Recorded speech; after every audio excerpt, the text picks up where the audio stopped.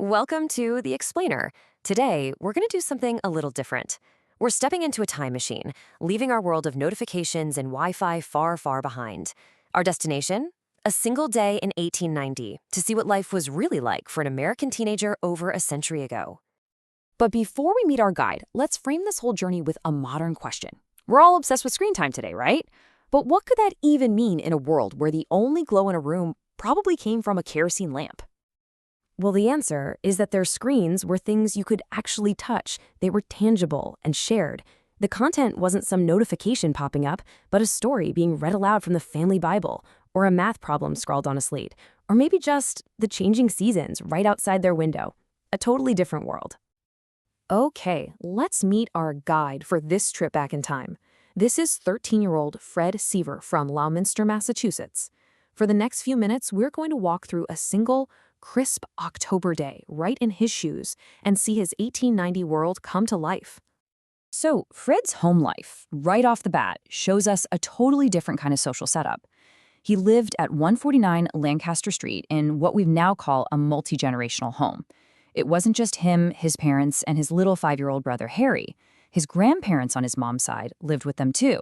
And this was super common back then. It meant the house was always full and responsibilities were shared across all the generations. And this timeline, this really lays out the fundamental rhythm of his day. There are no social media alerts or notifications to break things up. His entire schedule was dictated by the sun, the school bell, and what his family needed. It was a life built on a really predictable and steady structure. So let's start at the very beginning. For Fred, the morning didn't kick off with hitting a snooze button. Nope, it began with real physical work. And at just 13, he was already a key part of keeping the household running. This comparison just puts everything in perspective, doesn't it? The simple comforts we absolutely take for granted: heat, running water, food. Well, for Fred, they were the direct results of daily manual labor. His day literally started with the physical effort it took just to keep the house warm and working.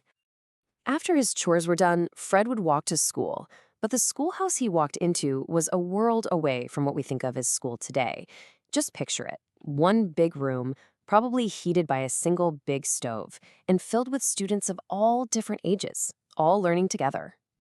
The whole curriculum was really built on the foundation of the 3 R's. So reading.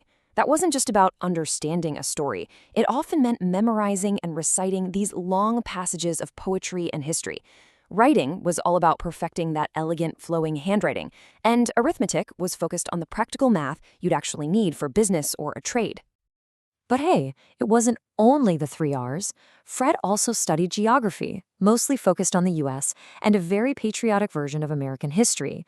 He even got into basic physiology, learning about the human body.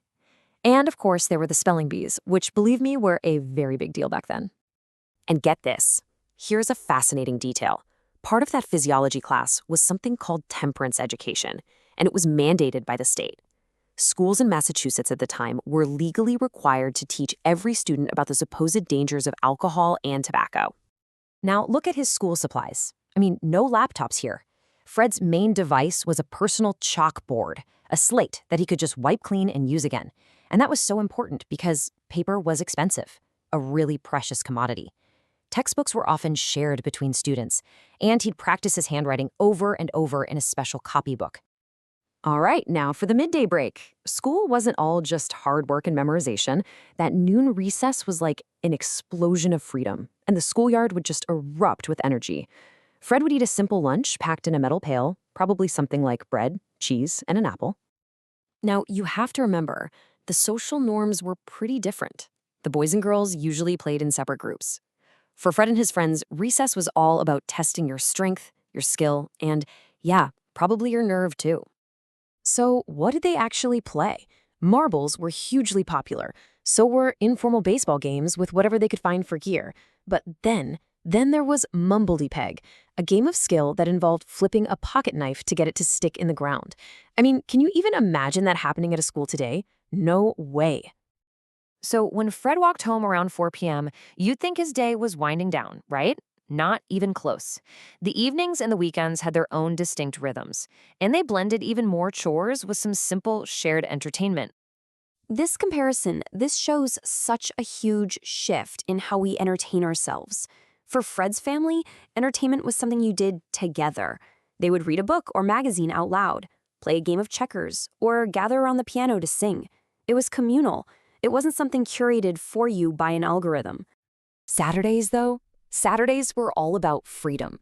Fred could go earn a few pennies running errands for people, just enough to buy some penny candy. He and his friends would explore the local woods and streams, go fishing, or maybe, and this is pretty cool, go watch the incredible machinery at the town's famous comb factories. That's actually the very industry where Fred himself would end up working one day. But Sunday? Sunday was a complete 180.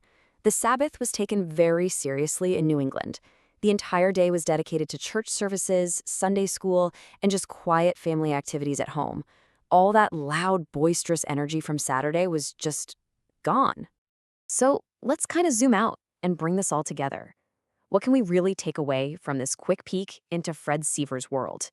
A life lived right on that edge between being a kid and taking on the responsibilities of an adult.